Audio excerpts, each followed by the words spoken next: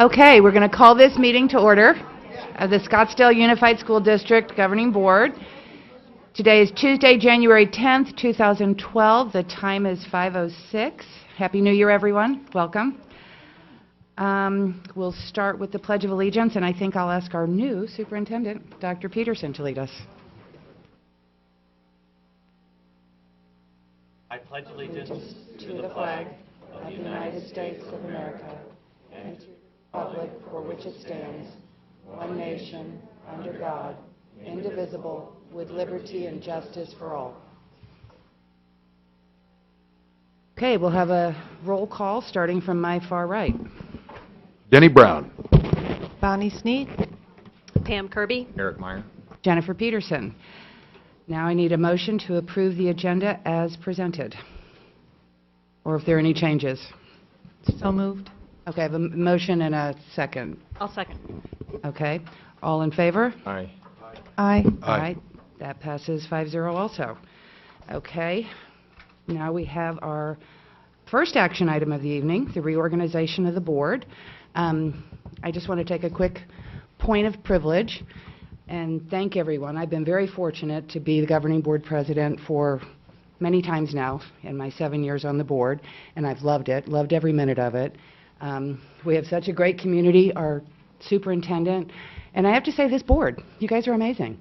We do a lot of important stuff every day that really gets no attention because we're completely civil to one another.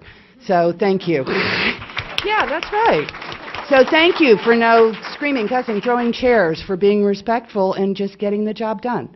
So well done. With that said, this is my last year on the board, so I feel it's appropriate I step aside, let someone else take the reins and transition, have a fresh perspective. So again, thank you. So I'd like to open up the floor. I'll start it with, I'd like to actually nominate Bonnie Sneed, if she's interested. You would be happy to accept a nomination? Perfect. Any other nominations? Wow, Bonnie, you're a slam dunk. Okay, so I'll move. Well, I need a second. I'll second it. All right, so I have a motion and a second. All in favor? Aye. Aye. Aye. Aye, that passes 5-0. Congratulations, Bonnie. Do you want me to just finish this part and then we'll switch seats? Okay. No, first finish. That's what I said. We finish this, yeah. Okay, now, next up, Board Vice President, Dr. Meyer. You've done a banner job for the last 100 years. Do you? Work. Yeah. Do you want to maintain, or do you want to transition and let someone else? Wants to learn the recorder in executive session, how to use it, that's, go ahead. No, I'm saying. I know Mr. Brown had expressed interest. Want to do it, Denny? Sure. Okay, well, okay, it's not like a short straw. It's really not. No, really, sure. All right, so, So I'll nominate Denny then. okay. I'll second. Okay, any other nominations? Okay. Bonnie seconded it, yep. All in favor? Aye. Aye. Aye. That passes 5-0. Congratulations. But before we move seats, we do need to thank you Oh. for all, because it is additional work, and a lot of additional work, including the need to go to write speeches, to go talk about at events and be supportive of the board. And I think you've done this 3 years or 4 years? 3 years, yeah. 3 years. So it is a huge amount of time that it takes, and additional time that it takes to be president. So you've done an outstanding job, and we truly appreciate your service as well. So thank you. Thank you very much. It's been my pleasure. Okay, should we swap? Yeah, we Yeah, can we just swap. move. Eric, take your name. Sometimes when you pass each other and you're Stay. You stay.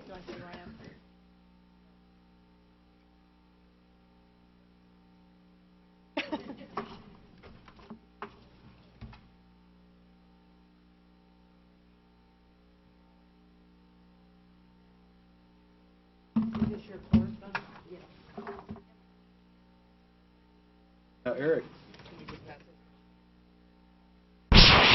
Oh, we don't have to do computers? Well, I'm just passing it down. Yeah, I'm going to get... Now, Eric, I don't want you to forget these either. No, those become yours. You are now. I passed them on. Those were made by a student or a teacher in the district. You made them? Really? I like my story better. Boy, they really have been around for a long time.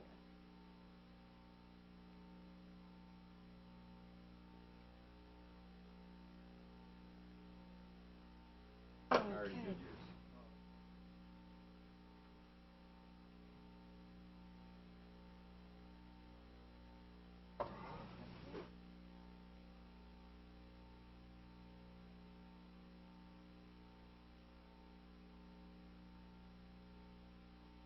Okay, the next item on the agenda is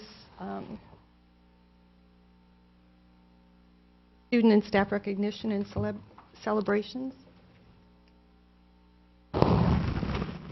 Thank you, Madam President. Our first recognition is going to be a recognition by Dr. Andy Forlis regarding our National Certified Teachers.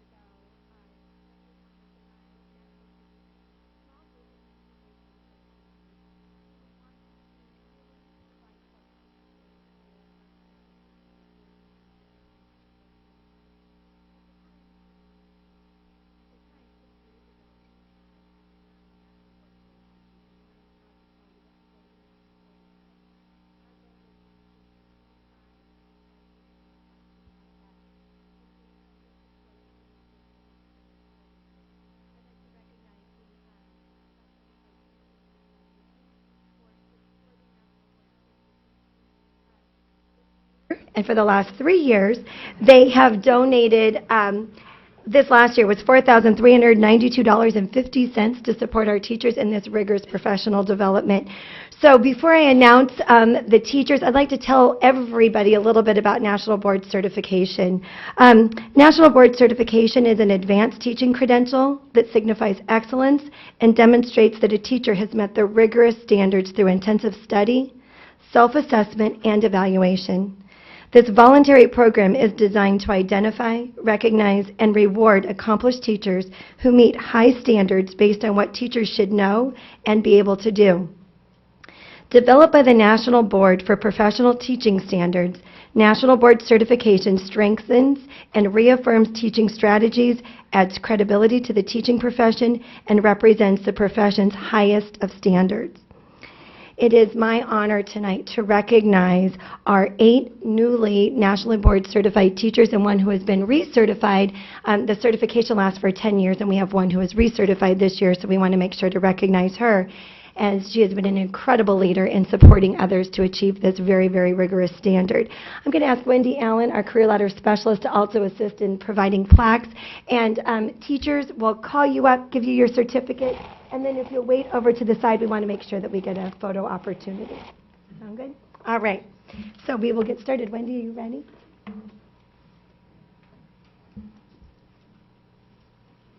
We'd like to recognize Nicholas Johnson from Cochise Elementary.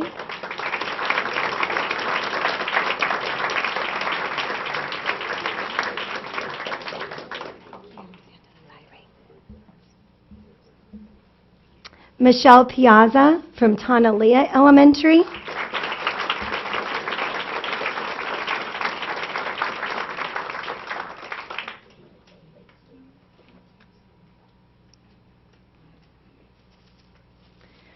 Kurt Robinson from Desert Canyon Elementary.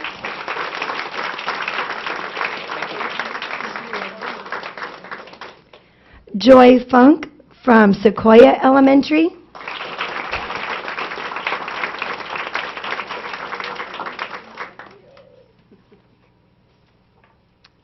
Catherine Skinner from Redfield Elementary.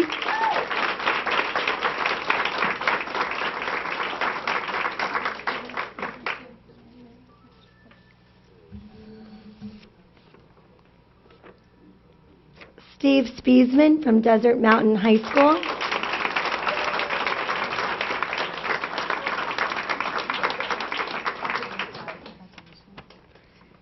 Sherry Stiegel from Kokopah Middle School.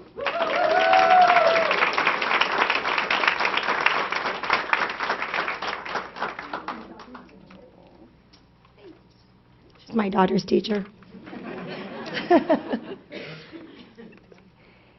Christy Yunkin from Navajo Elementary.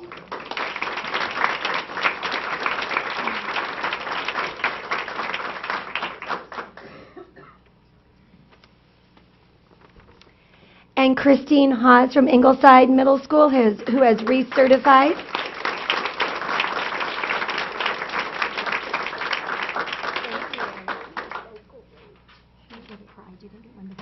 And Mayor Manrose is here, and she's in charge of the foundation board that has helped sponsor this. We'd like to recognize her and the foundation board for all they do to help us.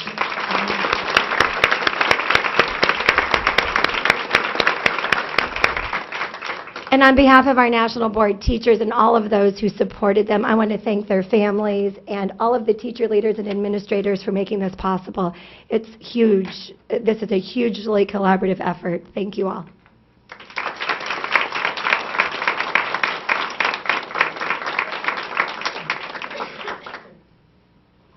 Yeah, we'd like to get a picture with the Mayor Manrose and the folks out in the lobby, so thank you very much. Again, congratulations. You guys did tremendous work, and we really appreciate your efforts, so thank you. Next, I'd like to ask Dr. Forlis to come up and present a recognition to a community member who has done an incredible job supporting our students and making a difference out there for kids that may not be able to have the gift of music otherwise.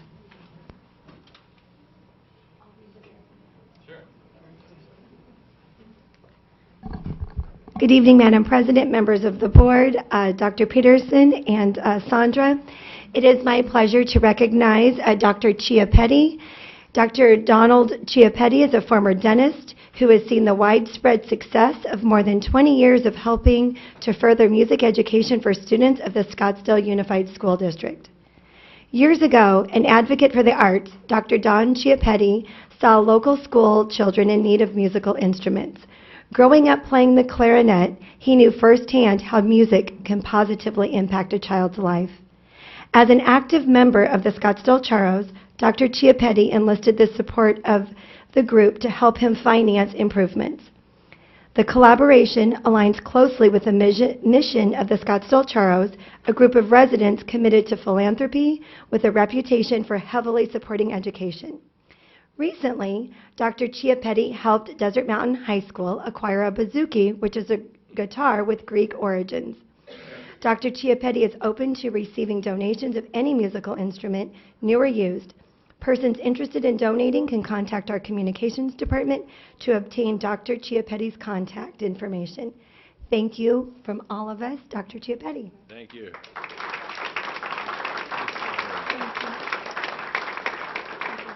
Thanks for the recognition. It's been a lot of fun when you walk into Mojave with a bunch of instruments and the kids jump up and say, "Hey, dude, you rock." It really motivates you. It's been a pleasure for over 20 years of helping the SUSD, and the rewards have been just very personal. When you see kids who would be maybe getting into mischief after school because they don't have a group identity or they don't have much self-esteem, and they start to toot a horn with the group, and it makes them feel like a part, and they're on their way.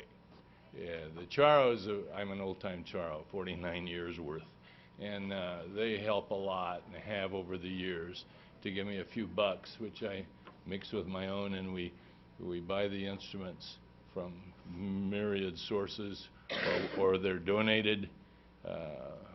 Mary, who is with me tonight, says sometimes I gotta stop because the garbage cans are full of eBay boxes.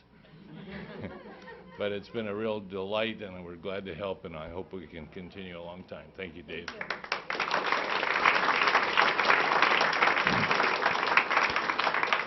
It's really satisfying to have members of our community wanting to give back, and we appreciate Dr. Chiappetti with his service that he's given to our kids. Next, Dr. Pam Sitton is going to introduce a representative from ABEC, and they're here to do a wonderful presentation and recognition of Pima Elementary School. We are back to talk about Pima some more. Madam President, members of the board, Dr. Peterson, Mrs. Como. Pima Elementary School was recently recognized as an Arizona all-subject higher performing school by the National Center for Educational Achievement. It is a part of the ACT department and with the partnership with the ADE, the Department of Education. They do identify elementary, middle, and high schools in Arizona that have consistently outperformed their peers with similar student populations they're compared to over a 3-year period. So they were looking at the 08 to the 2010-11 year school data.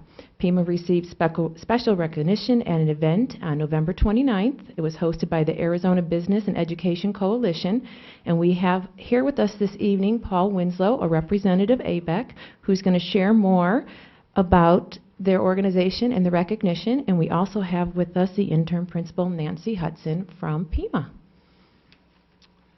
Thank you, Madam President. Congratulations. And to the board members and Dr. Peterson. I'm Paul Winslow, president of ABEC this year.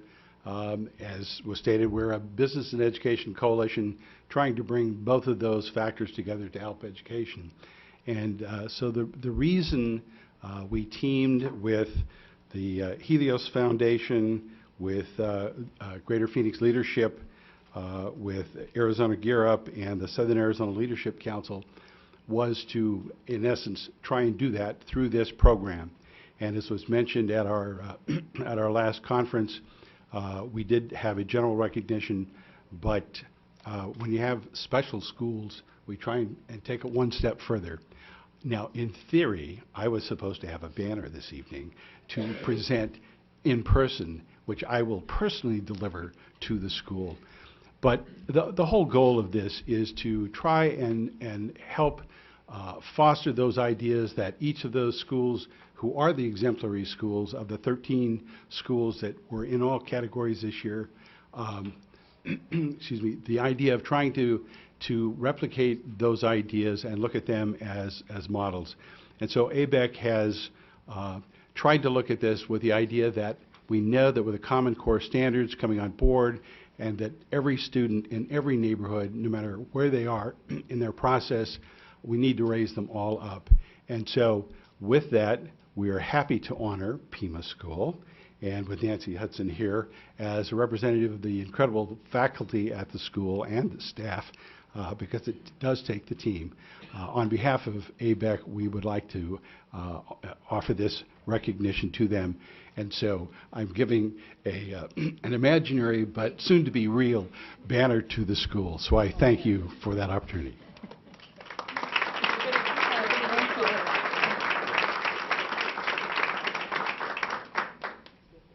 And finally, Madam President, members of the board, Dr. Kim Dodds is going to come up and recognize one of our finest in Scottsdale School District who has been doing incredible things to make a difference for all kids, and we're pretty proud of what Maryland's been able to accomplish for us. Hormones. It's pride. Or lack thereof. I don't know. Good evening, Madam President, members of the board, Dr. Peterson and Sandra. I am so proud to introduce you to Marilyn. You're going to make me cry. To Marilyn Miracle Williams. She is a gifted specialist at Tavon Elementary School who has been recently notified that she was awarded a Lego Smart Schools grant from the Education Blueprints Association in the amount of $40,000. While this is an impressive amount in and of itself, what's more impressive is that this is a matching grant, and Scottsdale Unified School District will match the grant with an additional $40,000. As such, SUSD has been awarded the distinction of a smart school district, one of 14 sites nationally to receive this award. Maryland's passion, however, for STEM education and providing thought-provoking, hands-on, problem-solving learning experiences for her students is not something new. Since 2008, Maryland has received $145,089 in grant funding to provide such experiences for our Scottsdale students. We are so proud of Maryland's commitment to our students, and we truly celebrate her achievement.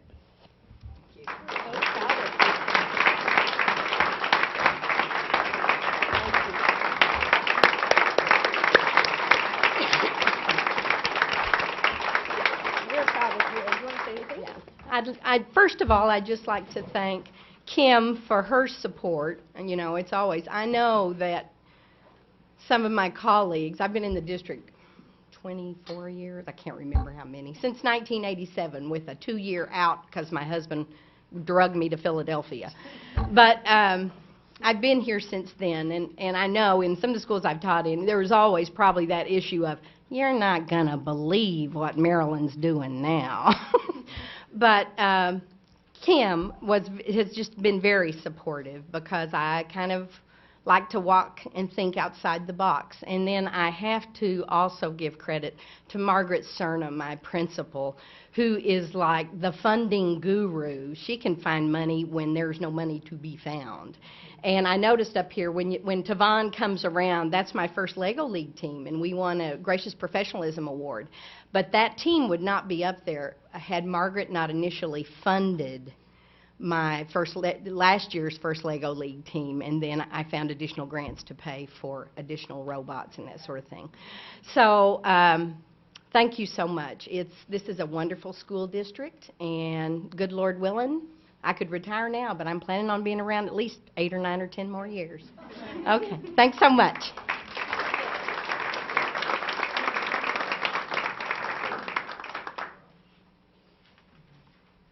At this time, I'd like to call for public comment. Anybody fill out cards? I guess there are none. So we will move on to the superintendent's comments. Thank you, Madam President, members of the board. Following some of the celebrations that we've been doing, I just have a few more I want to share with you this evening. First and foremost, I would like to recognize that this Thursday is the MLK Voices event at Saguaro High School, and in the evening will be the community dinner for our celebration. And I want to thank Mr. Cliff McKenzie for all of his work in this. He's done a great job of representing Scottsdale schools and making a difference. And we have more students from more schools than ever coming to Saguaro High School on Thursday to participate in that Voices event, and we're very excited about that. Next, I'd like to congratulate Carolyn Rep. Carolyn is our Director of English Immersion Studies, who's been named the 2012 Diversity Champion by the nonprofit group Community Celebrating Diversity. Carolyn will be honored at the 18th Annual Scottsdale Community Dr. Martin Luther King Dinner Celebration on this Thursday at Chaparral Suites. She truly is highly deserving. She's an exceptional person, and she really, really gives her heart to everyone else. And so, Carolyn, we say congratulations to you. We're proud of you, and we always support you. So thank you, Carolyn. You deserve it.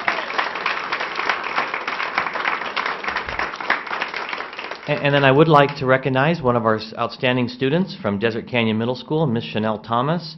She won first place and $2,500 for Desert Canyon Middle School in the Arizona Republic's Inspiring Teachers Essay Contest for 6th through 8th graders.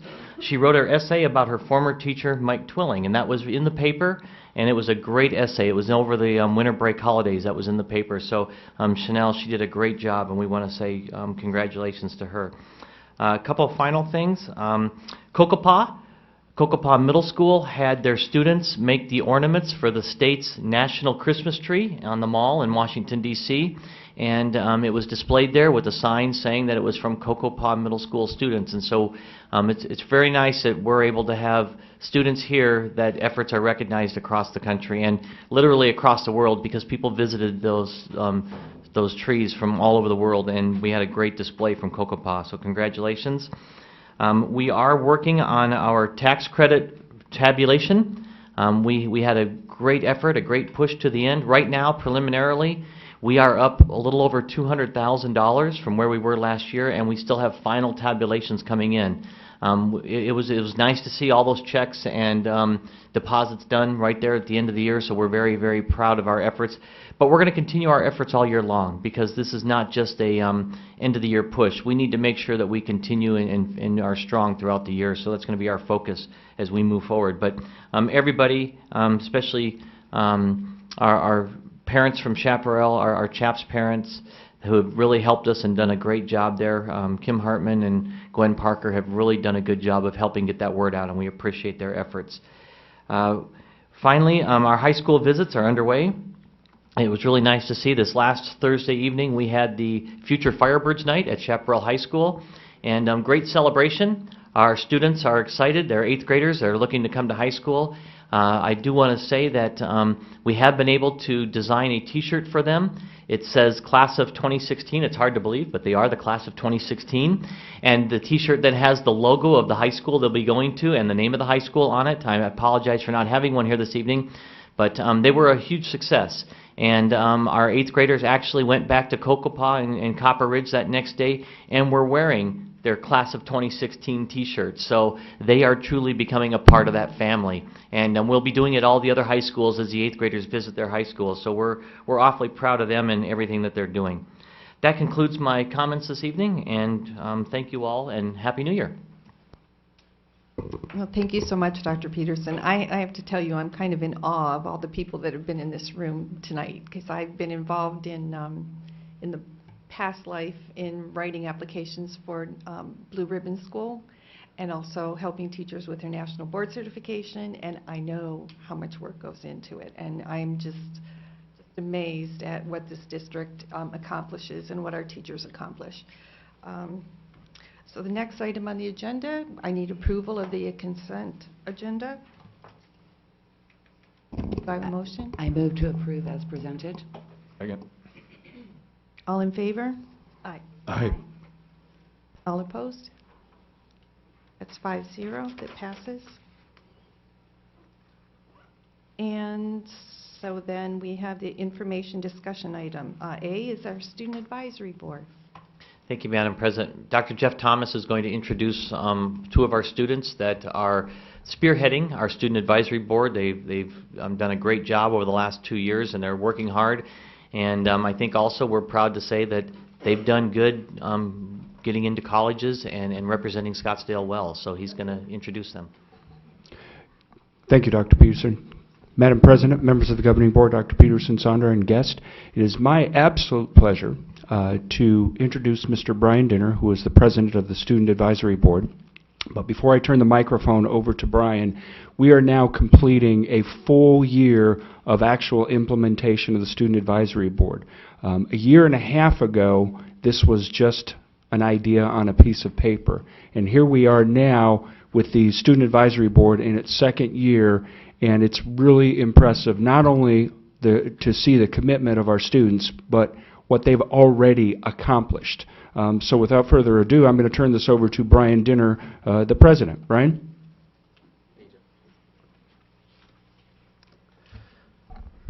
New Madam President and members of the board, my name is Brian Dinner, and I'm President of the District Student Advisory Board.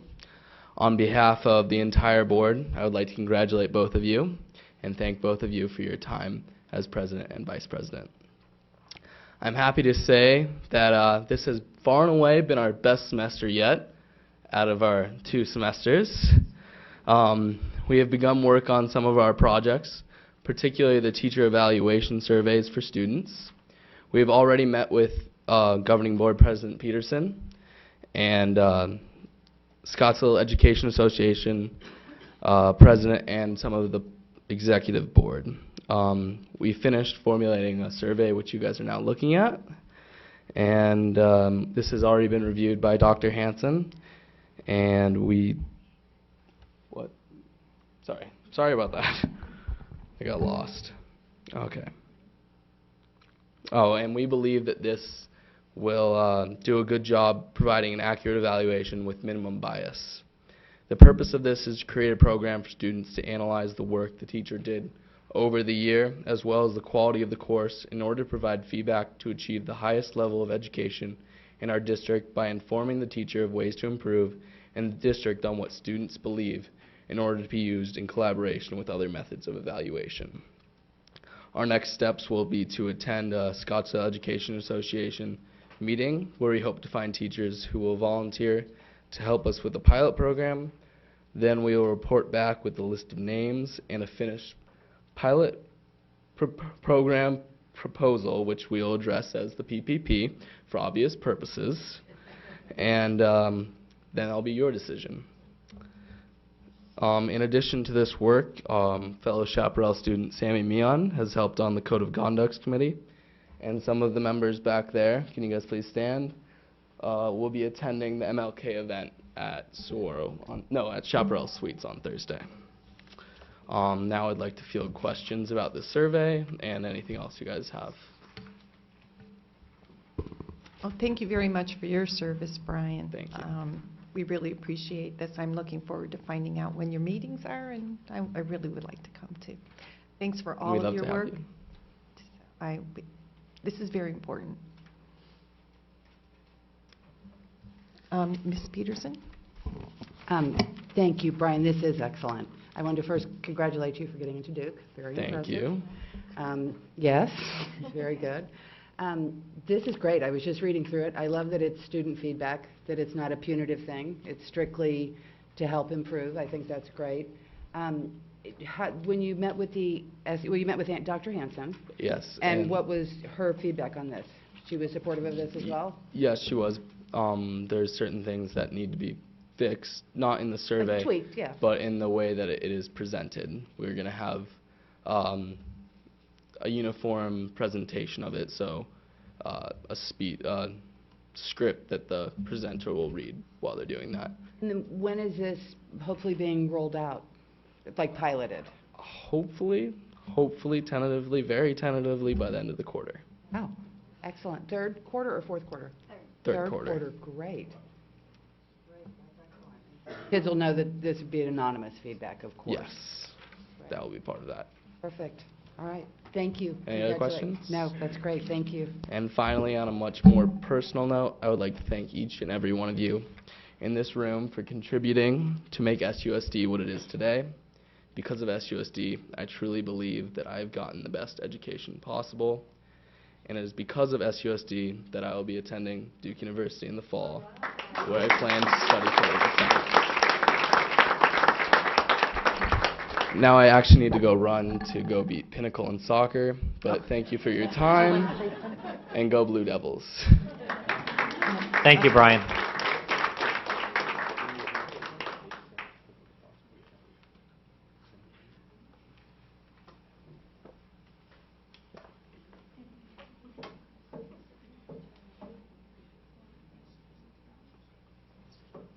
And next is the revisions to the Student Code of Conduct. Thank you, Madam President. Dr. Melissa Sackos is going to be providing the first read on the approval required for the 2012-2013 Student Code of Conduct.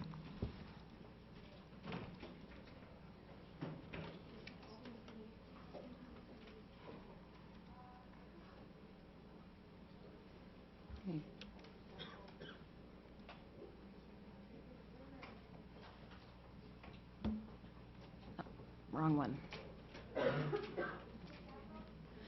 Madam President, members of the board, congratulations to Madam President Sneed and Member Denny Brown on your new positions. I'm happy to be here tonight to present to you our annual Code of Conduct update and revisions. And as in years past, naturally we focus on adherence to our federal, state, and local laws and hot topics. But tonight I'll also be sharing some evidence of success and some data along the way. So I'll break this up into two sections. As you know from receiving the packet in advance, we focus as a Code of Conduct Committee on adherence to those applicable laws. For instance, bullying as one, consistency in the implementation of the code, how we categorize our code, collect data, so that we can use that to inform our systematic interventions at our campuses. This has also been a year where we've really tried to outreach to our community, enhance our awareness awareness programs, both through Scottsdale Parent Council and throughout the district by hosting a variety of programming. The hot topics this year, which probably does not surprise anybody, revolves around telecommunication devices and acceptable use of those devices, and that we have found it important to make sure that the revisions in the code apply to those who bring their own technology, which we are moving forward in doing. Naturally, bullying as a hot topic, the sexting as well as cyberbullying is something that we've taken a careful look at, and as you know, through the recent revision or adoption of JICK, and more specifically how that's reported and our intervention and prevention of bullying on our campuses. And then positive behavior intervention supports. As I've shared with the board in the past, the Code of Conduct Committee is really trying to make a shift in what appears to be in our code a focus on the consequences as punitive and moving toward looking at research-based programming on how we can empower our students to exhibit more positive behavior, and one area of focus has been PBIS, which is positive behavior intervention and supports. The content changes, and I'll go through these very briefly. The length of knife we looked at very carefully as city code changed in terms of what is considered a dangerous weapon on campuses. Last year I came to you reducing that length of the blade from 4 inches to 2.5 inches. After further discussion, we want to keep the 2.5 inches in which bringing a knife 2.5 inches in length would automatically fall into that dangerous weapon category and would warrant an automatic recommendation for a formal disciplinary hearing. Again, e-learning and BYOT language was added to the code. The most substantive changes are to the technology use agreement and behavioral expectations. Again, some language in electronic correspondence in terms of our student rights and responsibilities, including cyber and to our bullying, and identify pages throughout the code, and to include a mandatory diversion program for offenders of bullying, which we would like to focus on social responsibility training or enhanced social responsibility training. As you know from the past, violations within the drug and alcohol has resulted in a mandatory diversion program. Last year, it is an option to reduce number of suspensions. We would like to utilize the mandatory diversion program for bullying in the same fashion. As we feel it's very important when students exhibit bullying behaviors that we are not only able to help them understand what those behaviors look like and then teach them those replacement behaviors as well as their parents. And this would be a parent-student mandatory diversion program. During the 2011-2012 school year, and we're still in that school year, the continuation again of community parent outreach is listed there. Some of the larger topics are consistency in the code and the training that we've done with administrators, really focusing on discipline data, which I'm going to show you a snapshot of our 4 implementation PBIS schools. The planning of those behavior interventions and the systematic approach to meeting student needs, and then along with Ms. Marshall, have refined or are continuing to refine our interrogating, interviewing, arresting, and transporting officer form. These are separate forms right now, but this will ensure that students are afforded their rights when they're being interviewed by law enforcement, interrogated by law enforcement, and in any cases have to be transported or as we don't like to see in the rare cases of arrest. But that again will again ensure student rights specifically.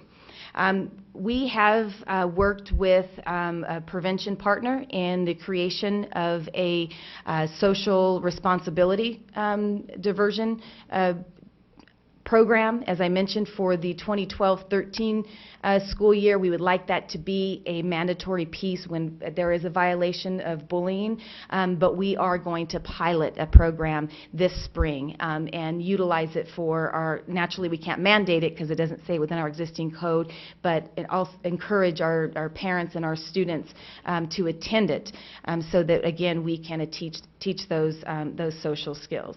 The refinement and expansion of victor and bystander support has also been a focus of ours. You can see there the list of prevention partners, including our own student support specialists, because we know that many incidents of bullying do not get reported, and our bystanders and our victims could use some support and training in that area. Adoption of JICK, just want to highlight all of those things that we've been very cognizant of since the change in the House bill and everything that we've been doing to comply with JICK. And that really concludes the substantive changes to the Code of Conduct. And now I'm going to switch over to any evidence of success. But I'm happy to answer any questions of the content changes before we celebrate our successes. Dr. Meyer? I just had one question on, we had talked at a prior board meeting about looking at grades and participation in extracurricular activities, whether it's band. Because our standard, I felt, was too low. Was that discussion held pertaining to the Code of Conduct, or is that just board policy? Board Member Meyer, that was not a discussion embedded with the Code of Conduct Committee. However, it is one that is being had with our middle school and high school leaders, as well as our middle school and high school athletic directors. So Mr. McKenzie and I have spoken at length about the need to outreach to all of these, again, leaders and athletic directors to talk about those minimum standards for athletic participation. But it's not in the, we don't have that in our Code of Conduct. Oh, I'm sorry, no. We do or we don't? That language is not embedded within the Uniform Code of Conduct. It is within the athletic handbook, both middle school and high school. And that is the no pass, no play. Okay. So, well, that's a good question. To that point. I'm sorry. Ms. Kirby had a question. I'm sorry, since it's in the handbook and not the Code of Conduct, is it as enforceable as the Code of Conduct? Absolutely. So, okay, so if you're... It would be only enforceable for athletics because it's in the athletic handbook. And so if we wanted to apply it for any extracurriculars or things, we would need to look in a different area to have it placed. Also, okay, so now it's just in athletics, and if we have a student that participates in athletics, how do they know? Do they sign something? How would they know that they do? Yeah, at the beginning of each season in which a student qualifies for the team, all of them sign the athletic code of conduct prior to participation and prior to, as you probably, some of you know at our schools, are like the Go Pass. You have to meet your physical, get your athletic code, all of these before you join the team and participate. So that is something that all of our athletes currently... Parents have to sign on too. Yes, that is a student and parent. Okay. So... Thank you. It's one of those forms that gets shoved in front of you late at night and you sign up. So, okay. But that... In that, it talks about academic performance, and only athletes have to sign off on that. If you're in the band or drama or whatever, you don't. You don't have to keep your grades up to participate. Currently, right now. Currently, yes, that is correct. But I'm happy to take this discussion back to our middle and high school leaders to talk about minimal standards for participation. I'd rather not see minimal standards. I'd like to raise our, I mean, we have, I feel like we have minimal standards now, and I think we can do better. I think our athletes can do better than that. I mean, they perform well on the field. Right. They should do around well our minimal standards for participation, whatever we determine that to be. So when will we hear about that? Just out of curiosity. When would you like to hear about that? Well, Well, we have a 3-year implementation plan. The first year is analyzing the data. No, I'd be happy to have that Maybe, back to how you. about that was an inside joke for those in the room who don't We've been know what laughing we're about it laughing since 4 o'clock. That's okay. And before then. It's quite all right. And to all those watching online. Well, I mean, it would be good to have it implemented and discussed before next school year. So that would, At that point, though, is there any interest in putting that language in the code of maybe that's what you're saying, Well, in that's the a code of question, yeah. conduct versus the handbook? because, I mean, from the statistics that you've told us, based on when we had our discussions on when we would start school, and so it's 47 or 42% of our kids at the high school level participate in extracurriculars, whether it's sports or band. So, you know, if there's that many kids participating, does it make sense just to have it in the code of conduct? So kids are aware, A, and B, parents are aware that we're setting high expectations for our student athletes or student band members. Board Member Meyer, I'd be happy to take this back to the Code of Conduct Committee prior to the second read of the code, even if we have to push that second read back, which is currently scheduled for our February meeting. We are 2 months ahead of our Code of Conduct plan, so I was, yes. Students are keeping you on track? Yes, the students are keeping me on, yes, they're keeping all of us on track. So we do have time to go back and have that discussion with the Code of Conduct, and I'll make sure to outreach to, along with Mr. McKenzie, our middle school, high school leaders in our athletics, and come back with the recommendation for you. And now I just have to both of their points. While I agree 100%, I think I think our standards need to be raised, and they need to be with all levels of participation. I don't want us to get in a trap, though, because for some kids, these extra participations, this is what's keeping them in school. So if they're not doing well in school, then they can't participate. We've lost them all the way around. So I don't know what the answer is, but I'm a little worried about that. So good luck. Somehow I don't know what the solution is, I said, but there's got to be some in between place. We'll take a look at that. Okay. Thank you. Mrs. Kirby? Okay, so on page 44, the creation and implementation of the social responsibility diversion program. I think what I heard you say, and correct me if I'm wrong, is that we're going to partner with a third party on that. Yes. Once it's mandated, who pays for that? The violator or the school district when they attend that program? Like the chemical awareness program through SPI, I will utilize one of our funding sources through dropout prevention.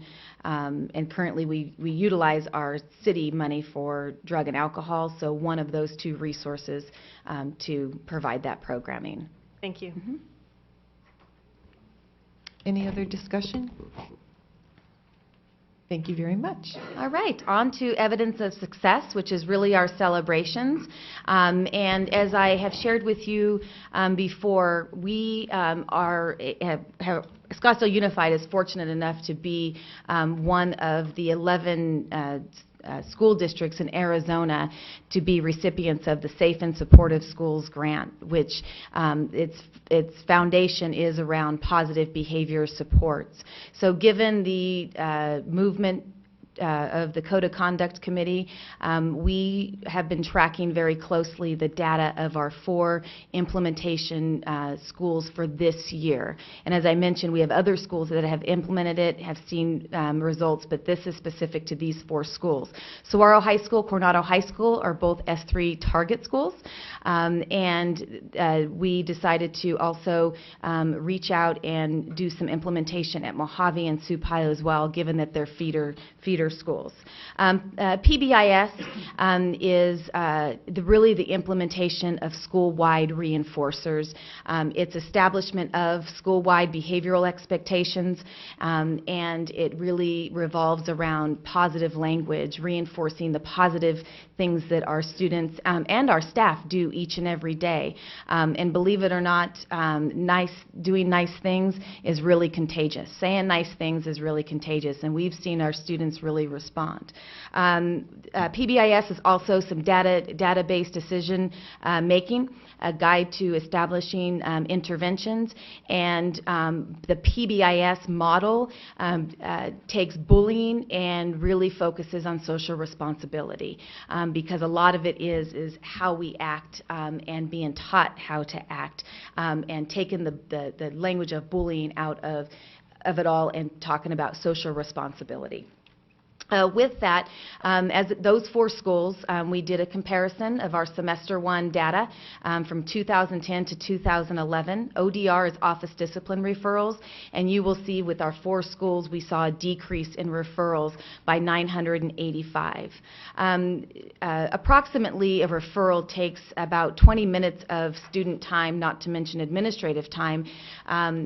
And when you calculate out those referrals, just in semester 1 with those 4 schools, we're talking about 320 additional hours of instruction for students.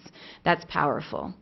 When we look at a 38% decrease in suspension days, and again, looking at the same 2 semesters, fall of semester 1 of 2010 to 2012, 503 less suspension days have been assigned, and that equates to 2.8 academic school years for our kids, getting them back into the classroom. When we talk about the impact of having students in the classroom, this is also reflects an increase in administrative productivity, and you can see less time allotted for suspensions and referrals adds up to 72.2 days for administrators on campus to be instructional leaders in classrooms, doing walkthroughs, doing evaluations, doing some coaching, which is what we want our leaders to do. This is a snapshot of one school, Mojave Middle School, on implementation. Very common the first month to see the students coming back, testing the waters. We're beginning to share with them what those common behavioral expectations are. As time moves on, we begin and more programming, be it assemblies, focuses on positive behavior supports. We see a decrease, although slight in October, really a big decrease in November, and then in December as well. And that's really in a short period of time. You see 27 fewer ODRs in November, and specific to Mojave campus, we saw the bullying ODRs go down by 50%, which is really, really great. As we realize the power of PBIS, and I'm just going to back up a little bit. While I showed you here on the slide the power of PBIS and decreasing suspensions, getting kids in school, these office discipline referrals that I'm referencing also include attendance and tardies. So when we see students in class, when we see students there on time, we see less disruptions in the school day. That is the foundation for learning. And so naturally, we then want to make the leap. Not only are we seeing results in terms of less ODRs, now we want to make the leap. Is there an impact on academic achievement? And as I've shared, there are multiple factors that increase academic achievement, but being in school, less disruptions in the class, letting teachers do what they do best is fundamental to making that happen. And then, of course, many of our schools have had the different instructional strategies incorporated, perhaps different systematic interventions occurring, a number of things, but that is foundational. We're very excited, as I shared with you earlier tonight, the benchmark data from 2010 to 2011, looking at our 2 schools, Mojave and Supai, showing an increase across the board in reading and math, an increase of our students who are in the meets and exceeds category. So again, lots of things to celebrate that attribute to that, but again, we want to make sure as we look at program evaluation that we see that ultimate impact in academic achievement. With that, it's a lot of campuses are ready to jump on the bandwagon. They see this power. We've got some more resources now through our Safe and Supportive Schools grant to extend the training because we have trainers and trainers, and Dr. Ballas in the back there, is as one of our PBIS guru who speaks nationally. And so we will continue our trainings for all of our interested schools, and what you'll see coming out from the Middle School Task Force just next month, just a month away, will be our plan as a recommendation from the Climate and Culture Subcommittee for positive behavior supports implementation across all of our middle schools. We just can't ignore the power of getting kids in school, a decrease in disruption, less suspensions, and how that's going to impact student achievement. So with that, lots of exciting training coming up. Along with it all, we recognize too the need to continue to reinforce digital citizenship. So working with the Excelling Teaching and Learning team, we'll continue to look at those courses that are offered at the middle school and high school level to ensure that we pay close attention to Strand 5 in the Arizona Technology Standards. And again, we need to make sure that we teach our students digital citizenship and acceptable use in our classrooms, because that's what we're going to see, saturating our classrooms now and tomorrow, even with our littler ones. With that, I'm happy to answer any questions, comments, suggestions. Oh, thank you, Melissa. One of the questions that I had, can you explain what Passport Day is? Sure. Passport Day is just one of the many activities that the Mojave student body were able to engage in around that particular campus, focusing on the different types of positive behavior, the common behavioral expectations. So that was coupled with a speaker, again focusing on bullying. And what's interesting is that we saw at Mojave a decrease in our bullying reports by 50%, but every time we do an awareness training or do something like a Passport Day, we have students feel empowered to come forward and say, this has been bothering me for a while.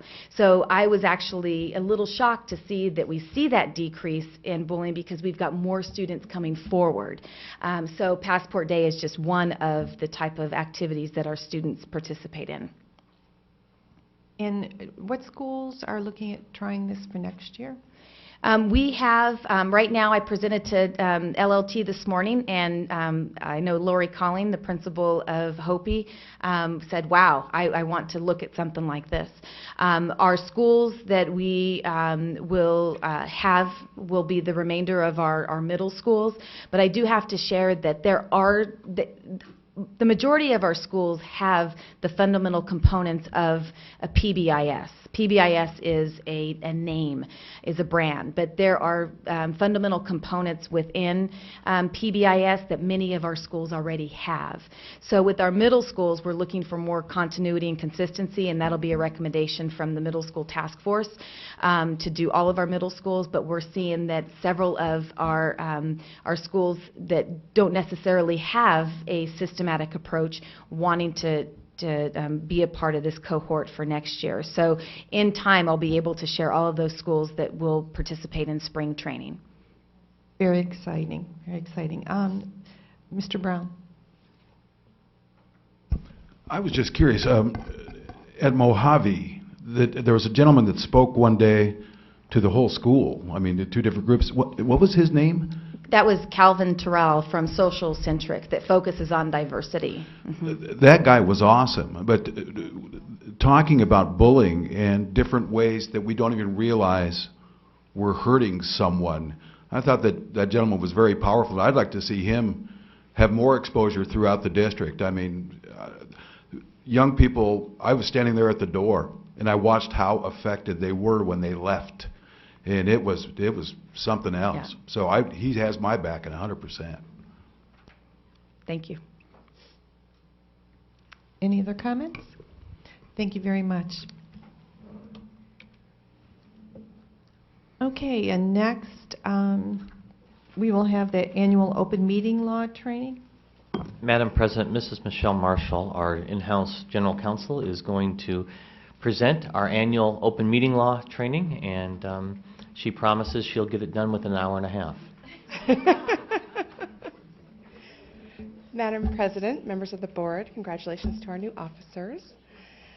As Dr. Peterson mentioned, we have our annual open meeting law training for you tonight. Just to remind you all that we do have an open meeting law that requires any deliberations that might result in legal action must be held at a public meeting. Legal action is any discussion, deliberation, consideration, or consultation among a majority of you that foreseeably might require final action or a final decision by the governing board. The policy of this state is to err on the side of having an open meeting, so when in doubt, have the open meeting. Who's covered in the statute? This board is covered, and as a reminder, any committees that you create as a board, so if you vote to create an advisory committee, that committee would also be subject to the open meeting law. There's an exception, of course, for student matters to protect the privacy of kids. 24-hour notice is required. In the last couple years, it was clarified that as long as the public has access to the physical posting and posting on the website, Saturdays can count toward that 24-hour notice. Notices must be clear enough to a layperson, for a layperson to understand what it is we're going to be talking about at the meeting. Meetings and the notices should be accessible to people with disabilities, which we comply with, of course.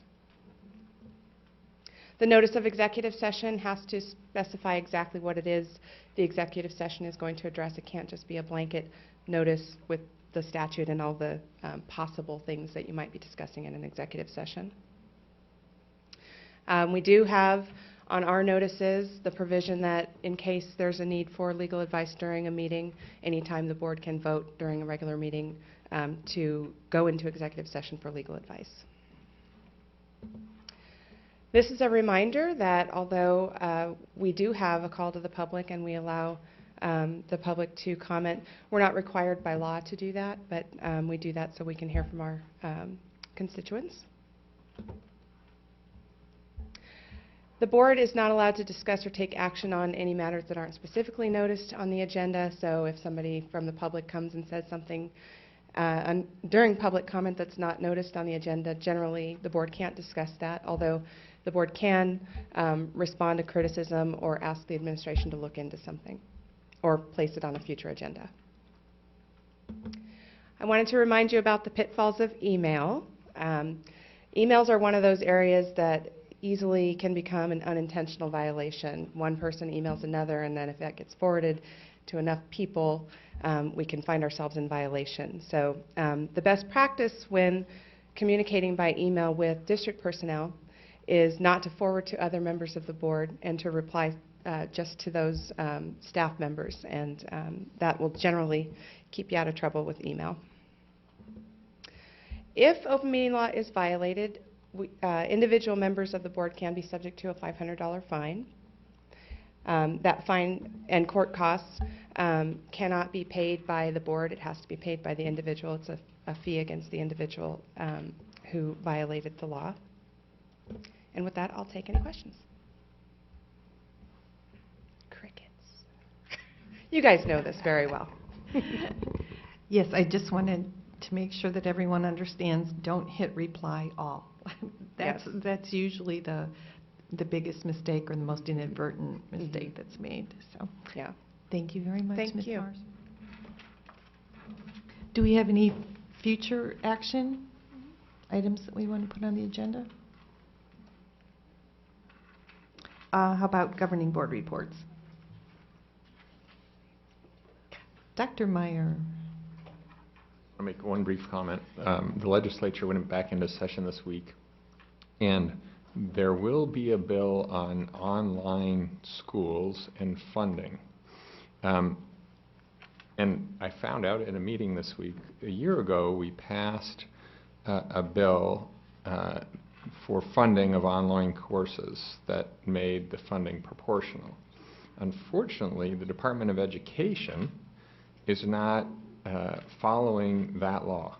So we are still getting, online schools are still getting a 0.25 ADM for every student that takes a class. So an example of that is we could teach a kid the entire school year, the 6 courses in high school. They take one class during the summer, and we lose 0.25 ADM at this point. So it's a big deal, because that's a lot of dollars that come out of our budget. So I just wanted you guys to be aware of that, because we've been talking about it, and as we move through session, I think it will be important to talk to others so that that might be addressed, because it's an ADE problem, and my hope is that they know how to do fractions and can fix the problem. So, thank you. Mrs. Peterson.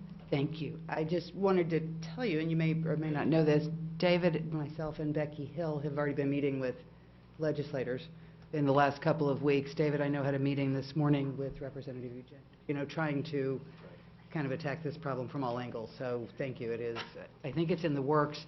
Who we spoke with, they were extremely receptive to fixing the problem. We also, Madam President, we also have several school districts that are large school districts that are also campaigning to have that bill pushed through, because it needs to be addressed. Unfortunately, you're right, the ADE right now in their computer system can only do 25% fractions, and that's it. So anything beyond that, they're not able to dissect, and so that it truly is the issue. And we could be losing hundreds of thousands, probably more than that, dollars a year to online schools. So. Do they differentiate between core curriculum courses and? Nope. If it's online bowling, they get a 0.25 of our ADM. We count it the same as calculus AP here. Yeah. Yeah. Report. I just wanted to let the board members know that the House Education Committee in Washington, D.C. has 2 bills up right now to rewrite the ESEA. And some of the main key provisions in the House version would maintain current requirements to test students in reading and math, but not science. It would also scrap the adequate yearly progress label. That's similar to the Senate bill. And it's also similar to the waiver plan. And eliminate maintenance of effort requirements for states and districts, which could be bad for us. And eliminate the highly qualified teacher requirements, and instead require states and districts to develop local teacher evaluation systems. So we're a little bit ahead of the game on that one. And limit the U.S. Secretary of Education's authority. So that's in the House right now. Doesn't mesh with what's in the Senate, but just wanted to give you guys a heads up and let you know what's going on. Any other governing board reports?